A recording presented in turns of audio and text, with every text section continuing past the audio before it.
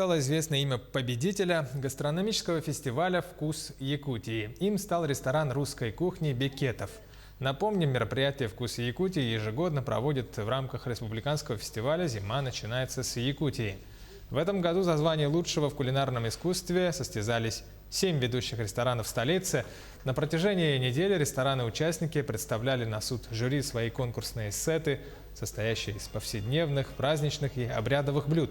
По положению конкурса блюда должны иметь традиционную основу и приготовленные из местной якутской продукции с использованием новых технологий в области гастрономии. Данный фестиваль проводится в рамках фестиваля «Зима начинается с Якутии». Это традиционный наш праздник.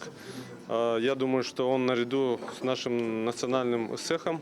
У нас гран-при выиграл ресторан «Бекетов». Сегодня мы здесь находимся. Очень отрадно, что конкурс проходил на высоком конкурентном уровне. Мы наблюдаем, что из года в год идет существенное развитие, прорыв не только в приготовлении, но и в подаче. Для нас сегодняшнее награждение получилось очень неожиданным и поэтому вдвойне приятным. Мы рады получить сегодняшнюю награду.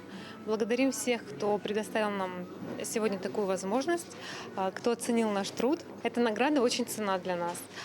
Желаем всем нам новых достижений, новых проектов и новых побед.